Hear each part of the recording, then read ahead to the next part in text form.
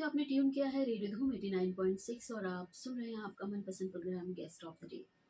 Guest of the day में हम खास विषय लेकर आए हैं। जैसा कि हम सभी जानते हैं, 2 दिसंबर को विश्व कंप्यूटर साक्षरता दिवस मनाया जाता है। आज के दौर में कंप्यूटर का नॉलेज, कंप्यूटर का ज्ञान बहुत ज़रूरी है, क्योंकि हर क्षेत्र में, हर विभाग में, हर जगह कंप्यूटर का इस्तेमाल हो रहा है। पर कंप्यूटर साक्षरता दिवस का जो उद्देश्य है वो है कंप्यूटर का ज्ञान होना, ये ज़्यादा मुख्य है। लेकिन हम आज के दौर में देख रहे हैं कि हर हाथ में एंड्रॉयड फ़ोन है, स्मार्टफ़ोन है और लगभग सभी को कंप्यूटर के लगभग फ़ीचर, यानी हम कह सकते हैं कि ज़्यादातर चीज़ें जो कंप्यूटर से रिलेटेड हैं, वो अब हर किसी को पता है। अब बात यहाँ आ जाती है उसके उपयोग में, यानी कि कंप्यूटर के उपयोग में सावधानी की। तो आज की कड़ी में हमारा जो मुख्य विषय है, या जो विशेषांक है, वो है कंप्यूटर या मोबाइल के इस्तेमाल करते समय किन बातों का हम ध्यान रखें, क्या सावधानियाँ रखें। इसी विषय पर चर्चा करने के लिए और हमें जानकारी देने के लिए हमने आज हमारे स्टूडियो में आमंत्रित किया है श्री अविनाश सिंह को। अविनाश जी सॉफ्टवेयर इंजीनियर हैं और बेंगलोर में रहते हैं। अविनाश जी, आपका बहुत-बहुत स्वागत है हमारे रेडियो धूम के स्टूडियो में। शुक्रिया ma'am, thank you. First of all thank you so much for giving me this opportunity. मैं मेरे को बहुत खुशी हो रही है कि मैं इस मंच पे आपके साथ हूँ। और और हमें भी अविनाश जी खुशी हो रही है कि आप सॉफ्टवेयर इंजीनियर हैं और हमारे श्रोताओं को इतनी खास जानकारी देने के लिए, सेफ्टी, सुरक्षा से संबंधित जानकारी देने के लिए हमारे साथ यहाँ पर उपस्थित हैं। और इसी कड़ी में हम सबसे पहले आपके बारे में जानना चाहेंगे, आप कहाँ से हैं? आपने अपनी पढ़ाई कहाँ से की? और अपने विषय में कुछ बताएँ हमें। जी मैम, ज़रूर। मेरा पूरा नाम अविनाश कुमार सिंह होगा जी। और मैं यहाँ रायगढ़ छत्तीसगढ़ में सिद्धिविनायक कॉलोनी में रहता हूँ। जी, जी।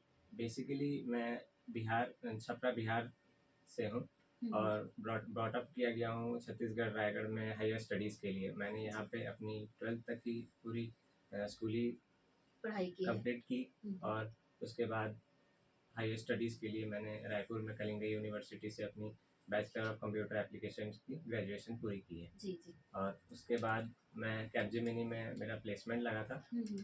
जिसकी वजह से मैं आज बैंगलोर में वर्क कर रहा हूँ वहाँ पे। जी, जी। आप बैंगलोर में क्या सेवाएँ दे रहे हैं? क्या काम करते हैं? जी, मैं एक लिनक्स प्रोग्रामर हूँ, हुँ, तो हुँ। हम लोग एक वेबसाइट पे काम करते हैं जिसका पूरा ब्रांच यूएस में है। जी, जी। और हाँ, और ये कंपनी फ्रेंच कंपनी है, हुँ, हुँ। जो हमारी क्लाइंट है वो वेस्को है, हुँ, हुँ, जो हुँ। कि एक बहुत बड़ी ऑनलाइन इलेक्ट्रॉनिक सप्लायर कंपनी है। जी, जी। इसके पूरे हम ऐप्स और वेबसाइट पे हम लोग काम करते हैं। यानी कि आप लगभग सभी काम ऑनलाइन करते हैं, कंप्यूटर से आपको बहुत करीब का नाता है। जी मैम। और यही कारण है कि आज हमने आपको हमारे स्टूडियो में आमंत्रित किया है, ताकि आप हमारे श्रोताओं को भी बता सकें कि जब हम कंप्यूटर का इस्तेमाल करते हैं तो हमें किन बातों का ध्यान रखना चाहिए। जैसे कि आज के समय में हम देखते हैं बहुत लोग ठगी का शिकार होते हैं। बहुत सारे लोग ठगी का शिकार होते हैं और जानकारियाँ नहीं हैं हमारे पास सेफ्टी की, ख़ास तौर पर सुरक्षा की। हमें चीज़ों को इस्तेमाल करना तो आता है, हमें ये आता है कि हम कंप्यूटर कैसे चलाएँ, या हमें ये पता है कि हम मोबाइल फ़ोन का इस्तेमाल कैसे करें, पर हमें ये नहीं पता कि हम सुरक्षित रूप से कैसे इस्तेमाल करें। तो हम आज की चर्चा को 2 हिस्सों में करेंगे अविनाश जी। पहला तो मोबाइल फ़ोन्स को लेकर हम पहले चर्चा करेंगे और फिर दूसरे भाग में हम जाएँगे पीसी, जी। कंप्यूटर की ओर। तो सबसे पहले हम मोबाइल फ़ोन की बात करते हैं। जैसा कि आज का समय है, लगभग हर किसी के पास मोबाइल फ़ोन है। अ, हर उम्र के लोगों के पास मोबाइल फ़ोन है। अगर हम यूथ की बात करें, तो हम ये कह सकते हैं कि यूथ जो हैं वो हमसे ज़्यादा अवेयर हैं, क्योंकि उन्होंने शुरुआत ही अपने मोबाइल फ़ोन्स के साथ की है। जी। लेकिन अगर हम कुछ 10 साल पीछे जाते हैं और 15 साल पीछे जाते हैं, कुछ सीनियर लोगों की तरफ जाते हैं, क्योंकि उन्होंने मोबाइल को बाद में सीखा। तो बहुत सारी चीज़ें हैं जो हमसे छूट जाती हैं, हुँ। जो हमें पता नहीं है। तो हम अगर मोबाइल के बारे में बात करते हैं, तो पहली ऐसी कौन-सी चीज़ है जो आप हमें बताना चाहेंगे कि मोबाइल के इस्तेमाल के दौरान हमें ध्यान रखनी चाहिए? सबसे पहली चीज़ तो हम लोग को ऐप्स के बारे में ध्यान देना चाहिए, कौन-कौन सी ऐप्स हमारे मोबाइल में है। जी। जैसे हम लोग जब प्ले स्टोर से डाउनलोड करते हैं, तो हम हुँ। लोग को उस ऐप के बारे में पता भी होना चाहिए कि हम लोग कौन-सा ऐप डाउनलोड कर रहे हैं। जी, जी। हम लोग को कोई भी अनवांटेड ऐप्स डाउनलोड करना ही नहीं चाहिए, जो हमारे कुछ काम का है नहीं। जी, जी। हाँ, आजकल के बच्चे क्या है कि यूट्यूब में देखते हैं कि इस ऐप को डाउनलोड करेंगे, हुँ, तो हुँ। फिर हमको इस गेम से मज़ा हाँ, मिलेंगे। मिलेगा। हाँ, हाँ। हाँ, और फिर उसमें क्या रहता है कि कुछ-कुछ गेम्स में मनी लॉन्ड्रिंग होती है, वहाँ पे पैसे मांग लिए जाते हैं बाद में, और वो डायरेक्ट डायरेक्ट रीडायरेक्ट करता है फ़ोन पे या तो फिर गूगल पे पे, गूगल पे पे, हाँ। जिसको उनके पेरेंट्स को बिल्कुल पता नहीं होता है कि उस गेम से फिर क्या हो सकता क्या है, हो सकता है? और वो पिन डाल देते हैं और इसकी वजह से वो बैंक अकाउंट से पूरा मनी जो है वो मनी ट्रांसफ़र हो जाता हो है। जाता है। और हमने कई ऐसे केस देखे हैं हमारे आसपास भी कि बच्चे ने गेम डाउनलोड किया और मम्मी का अकाउंट डाल दिया या पापा का अकाउंट नंबर डाल दिया या कुछ एंट्री करके कर आजकल दी के उसमें। मोबाइल फ़ोन्स में पहले ही जीमेल के द्वारा सारे फ़ोनपे और गूगल पे के वॉलेट लिंक्ड रहते हैं, जिसकी जी। वजह से डायरेक्ट लिंक के द्वारा वो रीडायरेक्ट हो जाते हैं और फिर हम्म। उस डायरेक्ट फ़ोनपे में एंटर हो जाते हैं। अच्छा। बस उनको यूपीआई का पिन डालना होता है, जिसकी वजह से मनी ट्रांसफ़र हो सकता हो है। जाता है। और हमने ऐसे कई केसेस देखे हैं कि बच्चे ने कई हज़ारों रुपए गेम में गँवा दिए। बाद में भले ही उसे तकलीफ़ हुई कि मैंने ऐसा गलत काम कर लिया, हाँ जी। और कई गलत घटनाएँ भी हमें सुनने को मिलती हैं इस दिशा में। तो पहला जो स्टेप है वो ये कि हम जब ऐप इंस्टॉल करें प्ले स्टोर में जाकर, तो हम ध्यान दें कि हमें सिर्फ़ अपनी ज़रूरी ऐप्स जो हैं जी। वो ध्यान देने चाहिए। और बच्चों को भी ये ध्यान देना चाहिए कि अ, जो वो गेम डाउनलोड कर रहे हैं तो ऐसा भी नहीं है कि अ एक सीमा से ज़्यादा ऐप गेम्स हम डाउनलोड करते हाँ जा जी। रहे हैं और यूज़ करते जा रहे हैं, बिना उसके बारे में पूरी जानकारी रखे।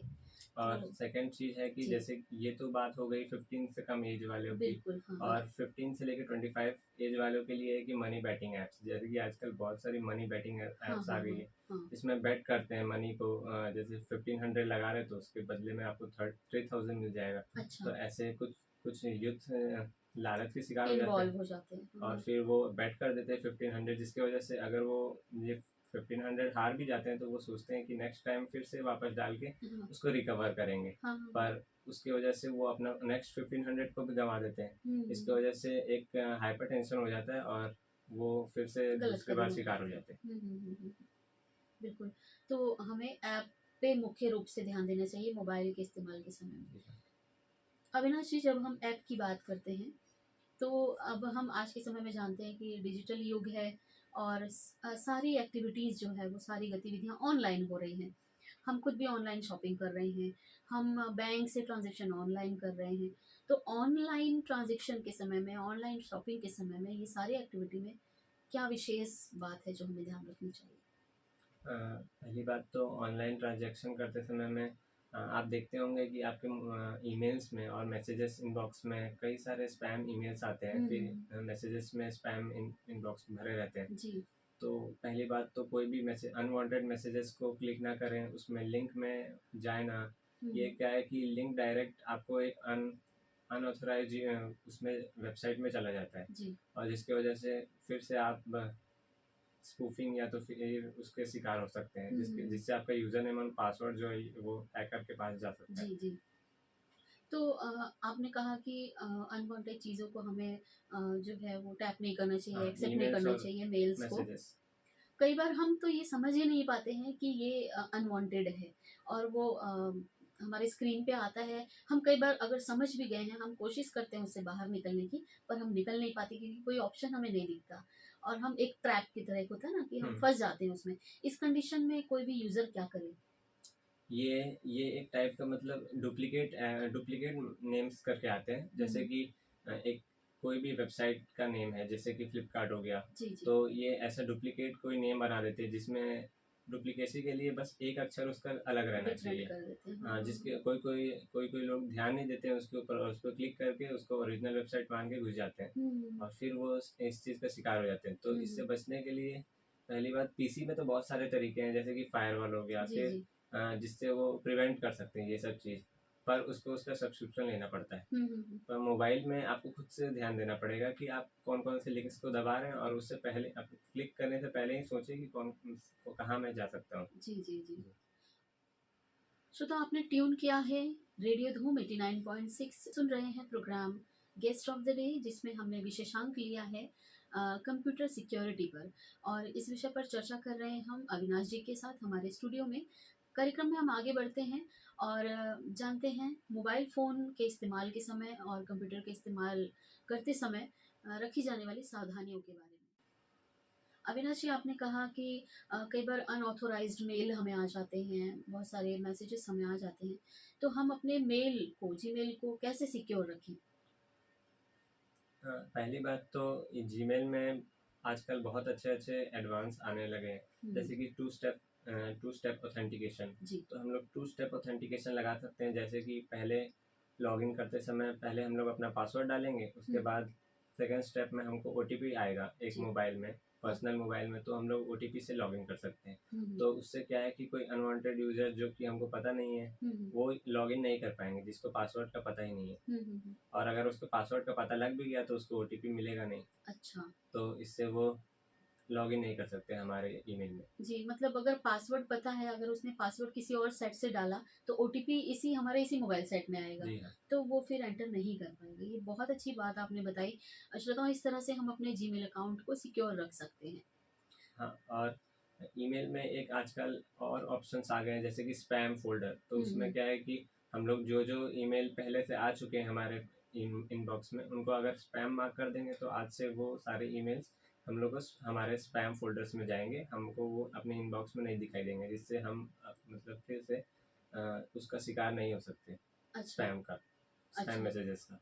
तो हमें ऐसा करना चाहिए कि जो मेल्स हमें मिल रहे हैं, अगर वो हमें लग रहे हैं कि यूज़फुल नहीं है, तो हम उसे स्पैम में डाल दें। स्पैम फ़ोल्डर में डाल सकते हैं उसको। अच्छा, और क्या फिर वो बाद में हमें दिखाई देगा अगर हम उस नहीं, फ़ोल्डर में जाएँगे? वो सारे हमको स्पैम फ़ोल्डर में दिखाई देंगे। बाद में जब हम लोग को बाद में जब वो फुल हो जाएगा, हुँ। या तो फिर हम लोग को लगता है कि वो कोई काम का नहीं है, तो फिर हम लोग उसको डिलीट कर डिलीट सकते कर हैं। सकते हैं। और कैसे पहचानें कि ये मेल जो है वो अगर हमारे नोन पर्सन का मेल आ रहा है तो हम समझ सकते हैं। हुँ। कई बार मेल हमें कंपनी भी भेजते हैं, बैंक्स भी भेजते हैं। पहचान कैसे करें फ्रॉड मेल की? पहली बात तो जैसे ही आपको पता होगा कि SBI state bank of India है, तो उसके मैसेज हमेशा एटीएम एसबीआई करके आता है। हुँ, हुँ, तो हुँ। इसमें मतलब कोई भी कभी भी जब दूसरे अनवांटेड मैसेजेस आते हैं या तो हुँ, फिर हुँ। ईमेल्स आते हैं, तो उसमें देखेंगे कि इसमें जीओवी लिखा रहता है। फिर अच्छा। नहीं, नहीं, जो ओरिजिनल मेल रहते हैं उसमें जीओवी लिखा हुँ, रहता हुँ, है हुँ, और हुँ। एटीएम एसबीआई लिखा रहता है, हुँ, पर हुँ। अच्छे से मैसेजेस का सब्जेक्ट लाइन को देख के आप समझ सकते हैं कि ये ओरिजिनल है, ये स्पैम है। अच्छा, या सब्जेक्ट लाइन को हमें मेन फ़ोकस करना हाँ, पड़ेगा। जी, जी। पहले शुरू-शुरू में हम लोग देखते हैं तो उसमें सब्जेक्ट लाइन दिखता है क्लियरली, हुँ, वो हम हुँ। लोग पहले देख सकते हैं, बिना देखे कोई भी ईमेल को क्लिक नहीं करें। जी। आज के समय में हम मोबाइल फ़ोन्स में सोशल मीडिया का भी भरपूर इस्तेमाल करते हैं। बहुत से ऐप्स हैं जिन्हें हम रोज़मर्रा की ज़िंदगी में हम इस्तेमाल करते हैं। फ़ेसबुक है, हुँ, इंस्टाग्राम है, बहुत सारे और भी कुछ हैं। तो जब हम इन पे लॉगिन करते हैं, कई बार ऐसा होता है कि ऑटोमेटिक वो लॉग आउट हो जाता है। अच्छा। तो इसके क्या कारण हो सकते हैं? क्योंकि हमने ऐसा सुना है कि क्या ऐसा होता है कि कोई हमें हैक करने की कोशिश करता है, तो इसलिए वो लॉग आउट हो जाता है? कोई कोशिश नहीं, करता है एंटर करने की? ऐसा कुछ नहीं है। लॉग आउट तभी होता है जब जैसे कि आपने 2 या 3 जगह पे लॉगिन करके रखा है अकाउंट। जी। 2 या 3 जगह पे लॉगिन करके रखा है, या तो एक अपने फ्रेंड को पासवर्ड दे के रखे हैं। तो अच्छा। अगर 2 यूज़र एक साथ में लॉगिन करने की, एक ही अकाउंट से 2 यूज़र अगर लॉगिन करने की कोशिश करेंगे तो नहीं होगा।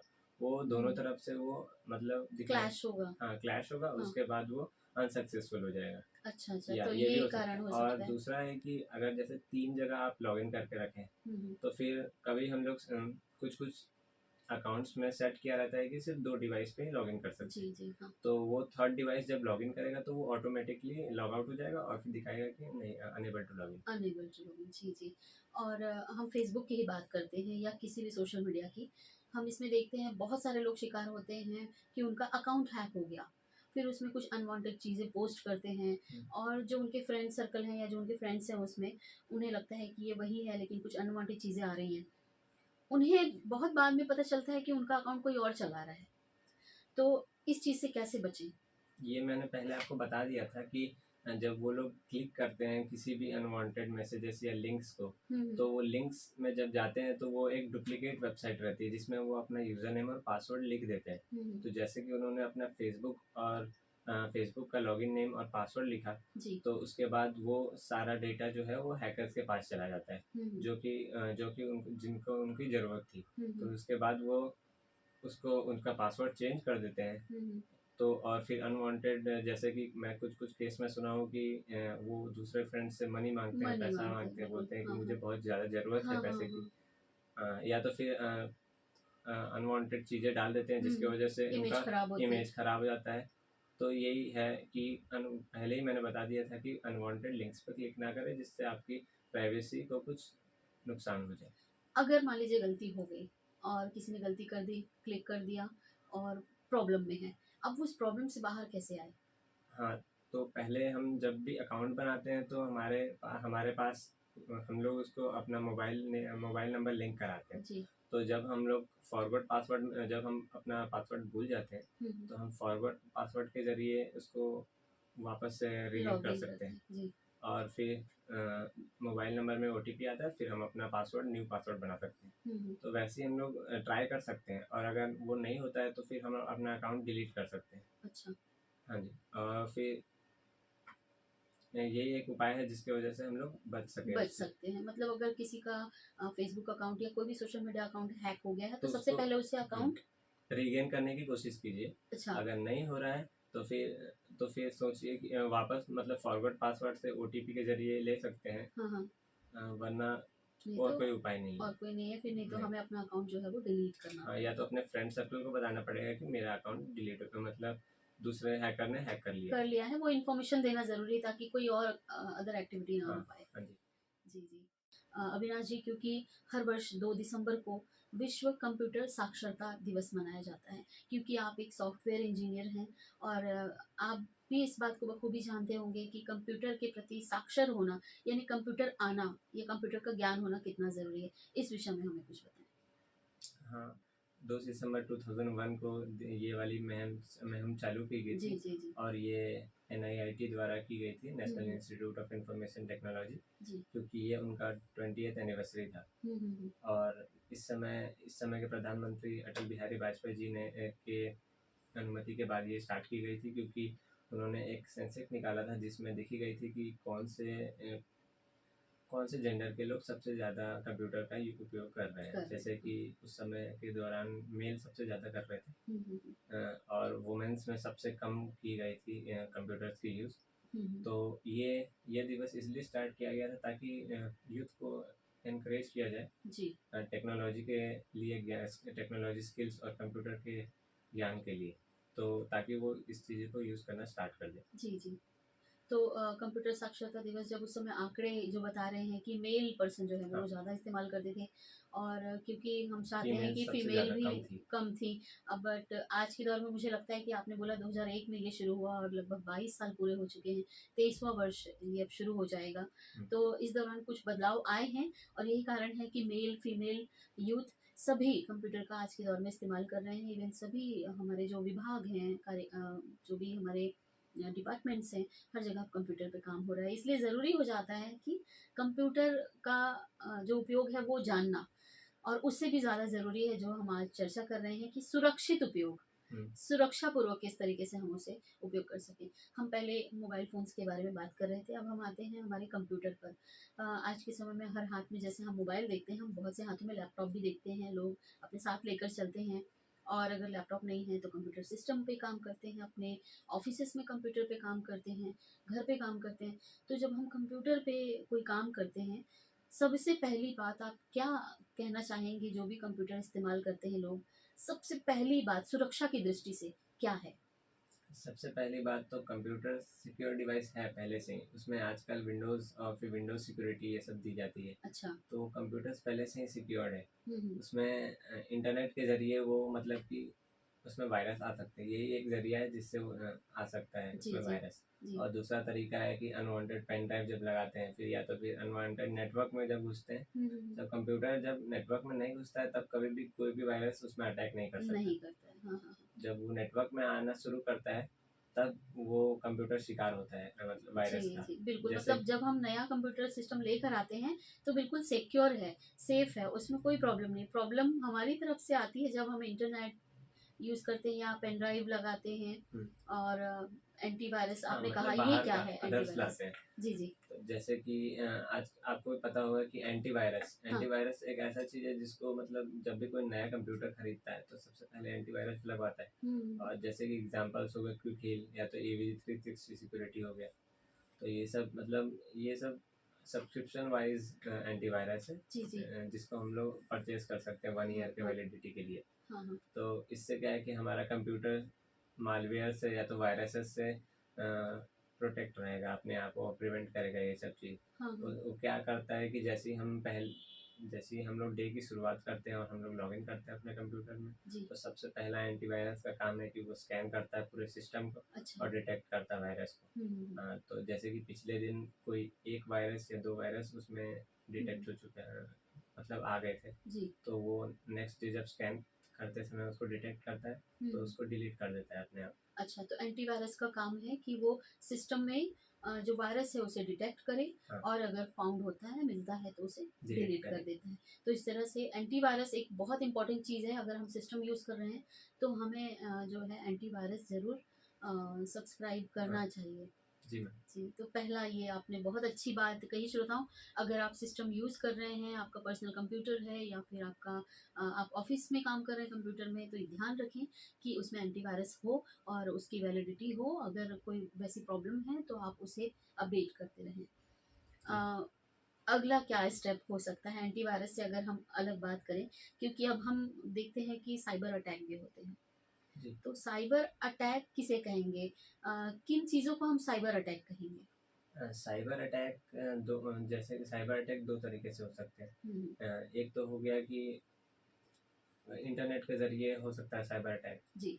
फिर उसके बाद दूसरा हो सकता है कि मेल्स के ज़रिए इंटरनेट में सारे चीज़ आ जा सकते हैं, जैसे लिंक्स-विंक्स हुँ, और हुँ। मेल और मैसेजेस भी आते ही हैं इंटरनेट में, जी, पर जी। मैसेजेस फ़ोन में आते हैं। फ़ोन में आते हैं, हाँ। जी। और तो पहली बात कि हम लोग को किसी फ़ायरवॉल एक ऐसी चीज़ है, हुँ, हुँ। फ़ायरवॉल आती है एक नेक्स्ट स्टेप जिसमें हम लोग इंटरनेट से सिक्योर हो सकते हैं। हुँ, हुँ। इंटरनेट में जितने भी मैलिशियस वायरस आते हैं हुँ, या हुँ, तो हुँ। अनवांटेड थिंग्स आते हैं, उससे हम लोग फ़ायरवॉल से बच सकते हैं। अच्छा, तो firewall it is a type of मतलब बाउंड्री होता है, अच्छा। आर्टिफ़िशियल बाउंड्री, हुँ, हुँ। जो कि एक घेरा बनाता है इंटरनेट और फिर अदर अदर हार्मफुल थिंग्स से जी, बचाता जी, है जी। हमारे कंप्यूटर को।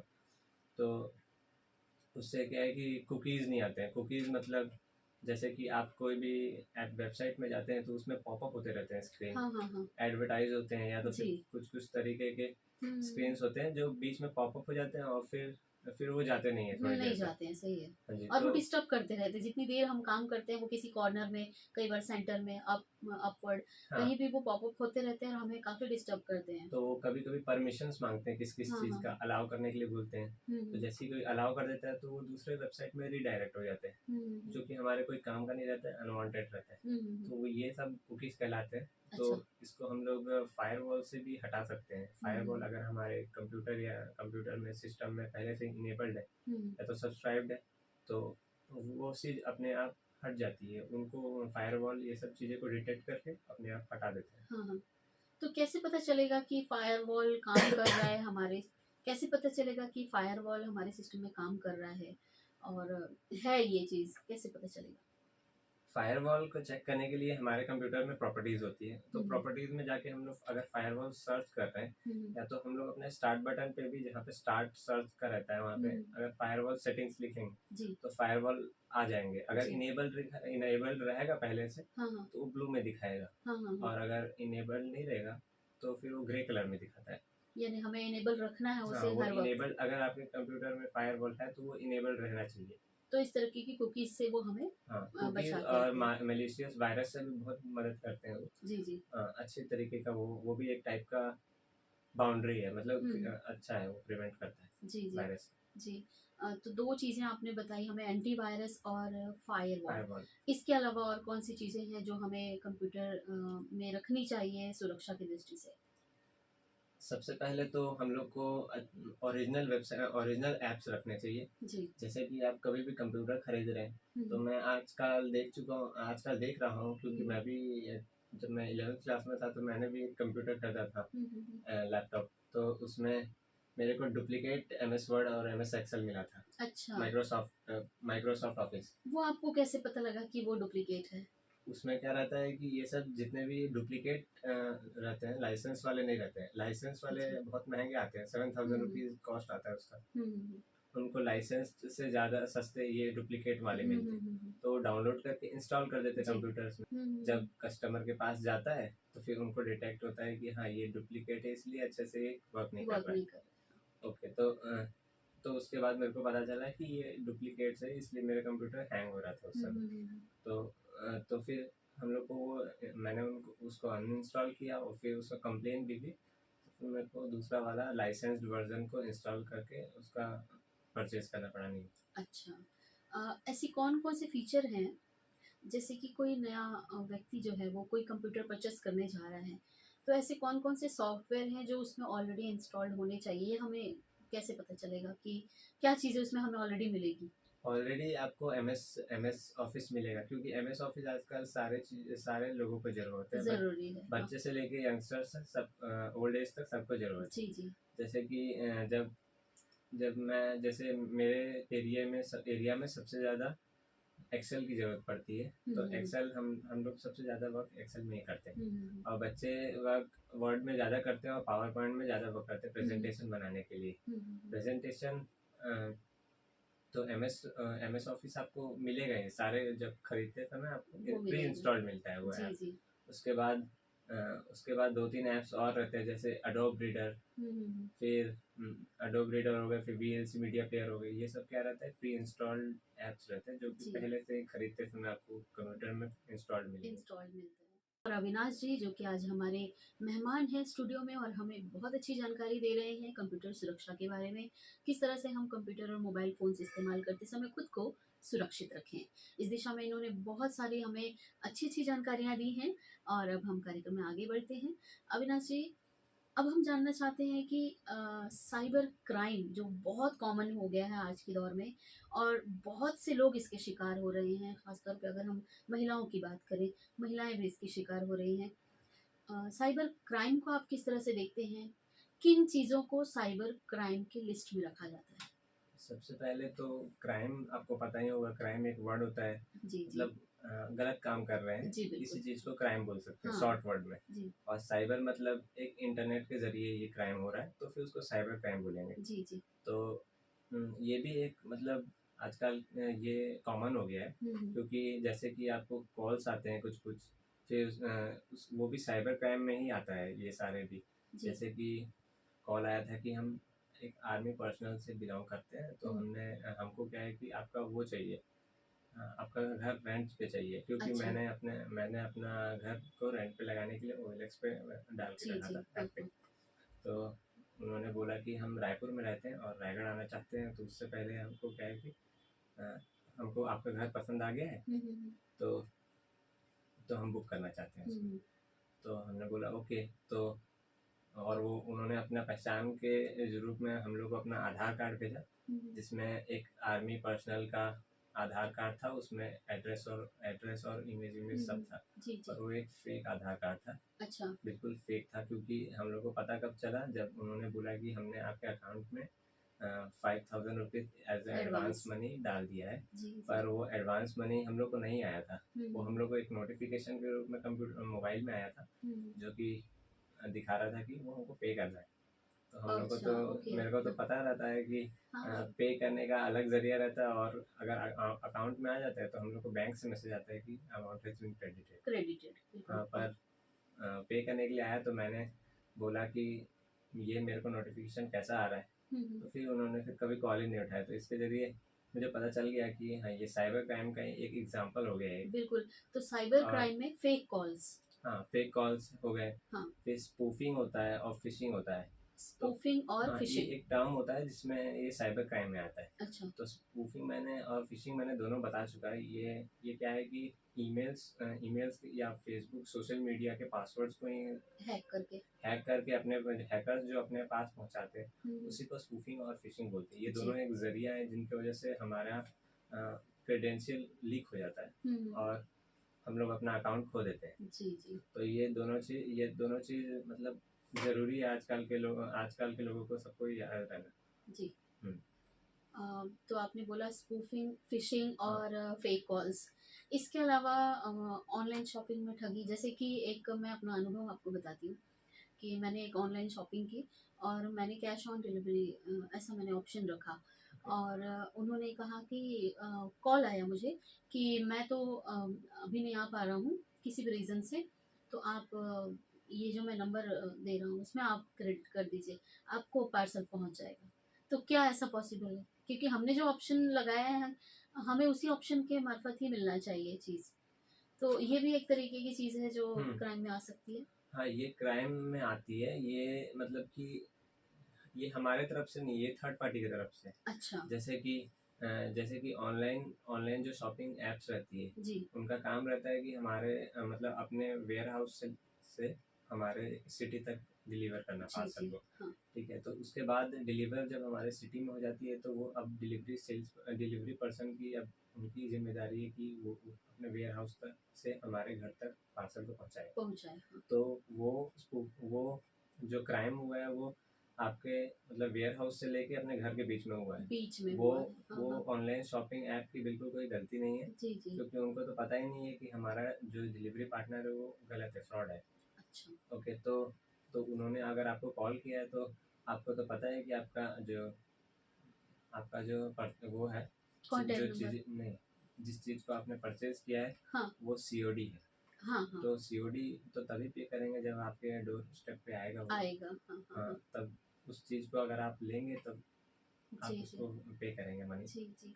और हम अगर बात साइबर क्राइम की कर रहे हैं, तो हम कई बार ऐसा भी देखते हैं कि किसी की पर्सनल वीडियोज़ और हुँ, फ़ोटोज़ को लेकर गलत तरीके से उसे रिप्रेज़ेंट करना, तो ये भी साइबर क्राइम में आता है। तो अगर हम क्योंकि हम सोशल मीडिया इस्तेमाल करते हैं, अपनी फ़ोटोज़ भी डालते हैं, वीडियोज़ भी डालते हैं, उससे खुद को कैसे बचा कर रखें?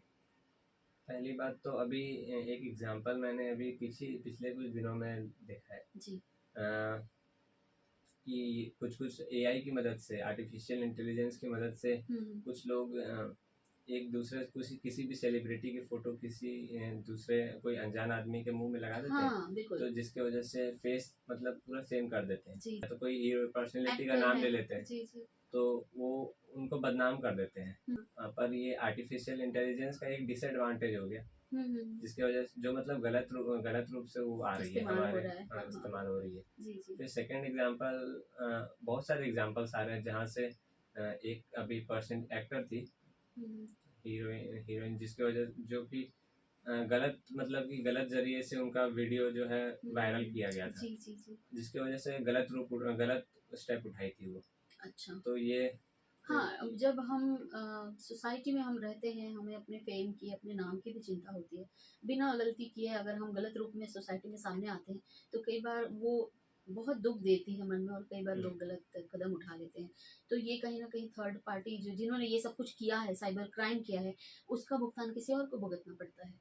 तो इससे खुद को बचाए रखने के लिए आप क्या कहना चाहेंगे कि हम फ़ोटो वीडियो शेयर ना करें या करें तो कौन-सा स्टेप साइबर इस्तेमाल करें? साइबर क्राइम से बचने के लिए, अगर आपके साथ साइबर क्राइम नहीं हुआ है अभी तक, तो उसको प्रिवेंट करने के लिए मैंने बहुत सारी चीज़ें बता दी हैं जिसको हाँ, आप हाँ। यूज़ कर सकते हैं। जी, जी। और अगर आपके साथ साइबर क्राइम हो चुका है, हुँ, हुँ। तो आप पहली बात तो आप साइबर क्राइम हेल्पलाइन नंबर पे कॉल कर सकते हैं, जी, जी। और उससे आपको बहुत मदद मिलेंगी। जैसे हुँ, कि हुँ। आपका आजकल आजकल नए-नए प्रोसेस आ गए हैं। मैंने देखा है कि साइबर क्राइम जब आपके साथ हो जाता है, जैसे कि मनी लॉन्ड्रिंग हो जाती है, या हाँ, तो हाँ। जैसे कि आपका पैसा आप अकाउंट में दूसरे अकाउंट में ट्रांसफ़र कर चुके हैं, और जी। वो जिसके अकाउंट में ट्रांसफ़र किए हैं वो फ़ोन नहीं उठाएगा, वो फ़ोन नहीं हुँ, उठा रहा है, क्योंकि हुँ। उसको तो पता है कि अब फ़ोन पैसा वो माँगेगा, हाँ, तो हाँ, फ़ोन हाँ, नहीं हाँ। उठा रहा है। हाँ। तो आप साइबर क्राइम हेल्पलाइन नंबर में कॉल कर सकते हैं। वो आजकल नए-नए स्टेप्स आ गए हैं, वो उनके अकाउंट से आपके अकाउंट में अगर वो गलती से चला गया है, तो वो हुँ, मनी हुँ। वापस हो सकता है। जी, जी। तो ये एक बेस्ट स्टेप है, और ये गवर्नमेंट ऑफ इंडिया का एक मतलब अच्छा ज़रिया है, हुँ, हुँ। जिससे ये हो सकती है। जी। और दूसरा तरीका है कि अगर आप साइबर क्राइम के शिकार हो चुके हैं, हुँ, जैसे भी हुँ। किसी किसी किसी ने एआई के ज़रिए आपका वीडियो या फ़ोटो वायरल कर दिया है, जी, जी। तो आप साइबर क्राइम डिपार्टमेंट एक वेबसाइट है, अच्छा। उसमें उसमें आप अपना एफआईआर टाइप कर रजिस्टर करवा सकते हैं, हुँ, हुँ। तो जिससे उसके खिलाफ अच्छी से अच्छी कार्रवाई हो सकती है मतलब हम ऑनलाइन एफआईआर भी रजिस्टर करवा हाँ जी, सकते हैं अगर हम cyber cyber crime crime. Department में। जी, जी, जी। ये बहुत अच्छी जानकारी है क्योंकि हम में से कई बार तो ऐसा होता है कि साइबर क्राइम हो गया होता है लेकिन हम इसलिए भी चुप हो जाते हैं कि अब हमें जानकारी नहीं है कि हम कहाँ जाएँ, किनके पास जाएँ और कैसे कंप्लेन करें। तो ये एक बहुत अच्छी जानकारी अविनाश जी आपने दी है। अगला जो हमारा प्रश्न है, हमारे उन श्रोताओं के लिए है जो यूथ हैं, जो अभी स्टूडेंट हैं, पढ़ रहे हैं और भविष्य में वो सॉफ्टवेयर इंजीनियर बनना चाहते हैं। तो उन्हें आप क्या गाइडेंस देंगे, क्या टिप्स देंगे, क्या वो कर सकते हैं इस दिशा में? हाँ जी, आजकल सारे मतलब मैक्सिमम मैं मेजॉरिटी देख रहा हूँ, वो सबसे ज़्यादा बीटेक सीएस में जा रहे हैं या तो फिर कंप्यूटर साइंस की कोई भी डिग्री में जा रहे हैं, जी। जो कि अच्छा है, बहुत अच्छा है। पर उसके साथ-साथ आपको मतलब उसके साथ इन्फॉर्मेशन भी होना चाहिए। हुँ, हुँ। मैं देख रहा हूँ कि नई-नई कोचिंग्स निकल रही है, ऑनलाइन वेबसाइट्स निकल रही है, जी। जिसकी वजह से आप एक्स्ट्रा नॉलेज ले सकते हैं हुँ, अपने हुँ। अपने सब्जेक्ट को और अपने जो कैपेबिलिटी है उसको स्ट्रेंथन कर सकते हैं। जी, जी। जिससे और मजबूती होगी और आपको फ्यूचर में और अच्छा-अच्छा करियर का ऑप्शंस मिल सकता है। जी, जी। जैसे कि मैंने देखा कि जब मैं कर रहा था अभी हुँ, हुँ। Graduation bachelor of computer applications में, तो मेरे को 3-4 सब्जेक्ट्स थे जो कि मेरे को बहुत ज़्यादा अच्छे लगे। हुँ, जैसे हुँ। डॉट नेट था, फिर सी प्लस प्लस था, हुँ, हुँ। फिर लिनक्स भी थे, पर वो बेसिक्स थे, हुँ, कोर हुँ। में नहीं थे वो। अभी मैं कोर में हूँ। हुँ, हुँ। और जैसे डेटा स्ट्रक्चर्स था। हुँ, हुँ, हुँ। तो ये सेम सब्जेक्ट्स और एक एक दो एडिशनल जैसे डिजिटल इलेक्ट्रॉनिक्स और मैथमेटिक्स, ये सब एक्स्ट्रा मिला के हुँ, बीटेक हुँ। के भी सेम सब्जेक्ट्स रहते हैं। अच्छा। हाँ जी, तो सबसे पहले तो जैसे कि आप कोई भी एक जब आप मास्टर्स कोर्स में जाते हैं तो आपको कोई 1 या 2 सब्जेक्ट को आपको अपना फ्यूचर गाइडेंस लेके आगे बढ़ना पड़ता है। हुँ, कोई हुँ। एक चूज़ करना पड़ता है, क्योंकि हुँ, आपको हुँ। ग्रेजुएशन में आपको ऑप्शंस मिलते हैं कि बहुत सारे सब्जेक्ट पढ़ सकते हैं, हुँ, हुँ। उनके बेसिक्स पढ़ाते हैं। फिर हुँ। मास्टर्स में कोई 1 या 2 सब्जेक्ट को चूज़ करके आगे बढ़ना पड़ता है। स्पेसिफिक हाँ, नॉलेज की स्पेसिफिक तरफ। नॉलेज में। हाँ, हाँ। जैसे कि मुझे लिनक्स पसंद आया था और हुँ। लिनक्स मेरा स्ट्रॉन्ग था, इसलिए मैंने लिनक्स की तरफ आगे बढ़ाया। जी। तो आप फ्यूचर में आजकल मैंने देखा है कि सबसे बेस्ट चल रहा है, पाइथन चल रहा है, अच्छा। जावा चल रहा है। हुँ, हुँ। मेरे में भी था जावा का सब्जेक्ट, जावा बहुत बेस्ट प्रोग्रामिंग लैंग्वेज है अच्छा। और पाइथन भी बहुत अच्छा है। हुँ, हुँ, हुँ।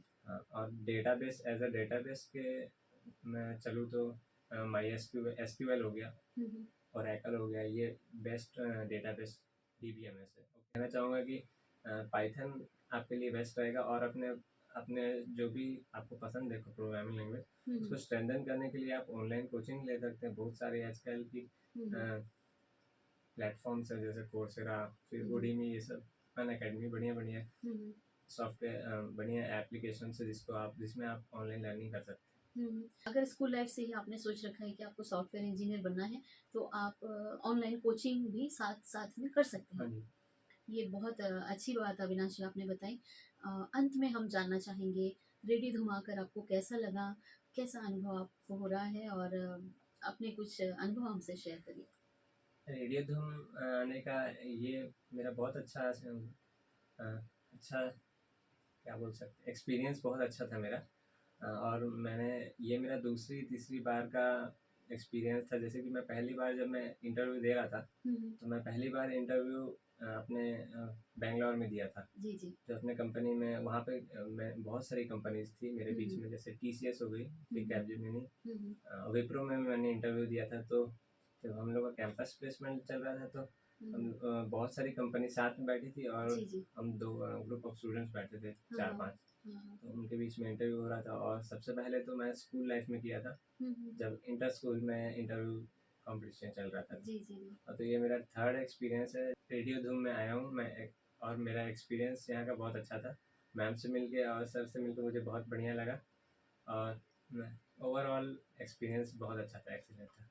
श्रोताओं को आप क्या कहना चाहेंगे? क्योंकि रेडियो के श्रोता जो हैं अ, हमें जो सुनते हैं, उन्हें आप क्या संदेश देना चाहेंगे? श्रोता को मैं यही कहना चाहूँगा कि आप यहाँ पे आपको बहुत अच्छा एक प्लेटफॉर्म मिल रहा है जहाँ से आप नॉलेज गेन कर सकते हैं। फिर आपको बीच बीच में बहुत अच्छा अच्छा सॉन्ग्स मिल रहे हैं जो सुनने के लिए। तो आप इसी लगे रहिए और अपना एक्सपीरियंस अगर आप भी बताना चाहते हैं तो कुछ कुछ प्लेटफॉर्म के जरिए बता सकते हैं आप बिल्कुल। इनको। हुँ, हुँ। हाँ जी। और have a nice day. Thank you. Thank you Avinash ji, आपने बहुत अमूल्य समय हमें दिया, वैल्यूएबल टाइम आपने हमें दिया और बहुत अच्छी-अच्छी जानकारी हमें और हमारे श्रोताओं को दी। अपना अनुभव शेयर किया और हम उम्मीद करते हैं हमारे श्रोता जो हमें सुन रहे हैं आपकी दी हुई जानकारी का ख़्याल रखेंगे। अपने पीसी और कंप्यूटर के इस्तेमाल के दौरान सावधानी रखेंगे और खुद को साइबर क्राइम और अलग-अलग हैकिंग से बचा कर रखेंगे। आपका बहुत-बहुत धन्यवाद। Thank you ma'am.